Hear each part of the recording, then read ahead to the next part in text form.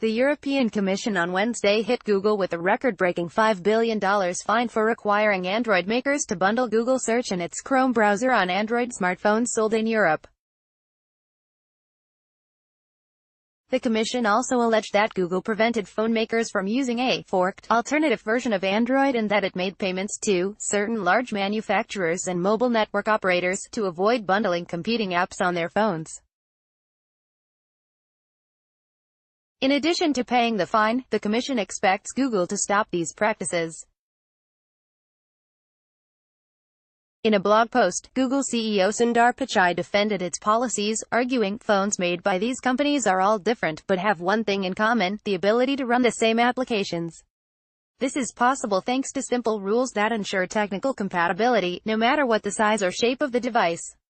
He added, a typical phone comes preloaded with as many as 40 apps from multiple developers, not just the company you bought the phone from. If you prefer other apps, or browsers, or search engines, to the preloaded ones, you can easily disable or delete them, and choose other apps instead, including apps made by some of the 1.6 million Europeans who make a living as app developers. The case reminds me of the US and European actions against Microsoft in 1998. Similar to the case against Google, the US Department of Justice and European regulators accused Microsoft of bundling Internet Explorer on all copies of Windows. That year, Microsoft CEO Bill Gates told a Senate committee, the software industry is an open economic opportunity for any entrepreneur in America. Little did he know that a few months later two such entrepreneurs, Sergey Brin and Larry Page, would create Google.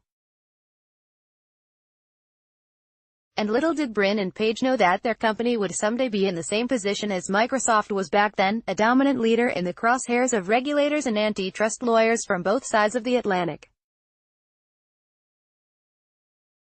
It would have been hard to imagine back then that Google's internet technology someday would beat Microsoft's, and that it would launch a browser that would become more popular than Microsoft's, even though Internet Explorer, and now Microsoft Edge, was bundled on all copies of the world's most popular operating system. One reason Chrome, as well as Firefox and other browsers, were able to gain market share is because they could be easily and freely downloaded and installed on any Windows or Mac computer. As someone who recently bought a Windows 10 computer, the first thing I did when I started using the machine was launch Microsoft's new browser, Edge, and use it to download a copy of Chrome. Since then, I've rarely used Edge.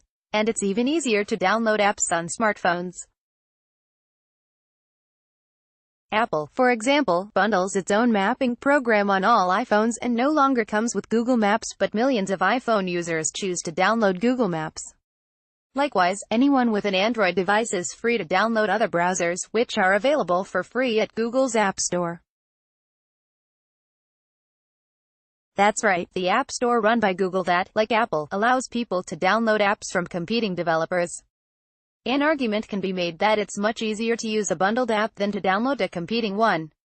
Although that's true, it's not difficult to download apps.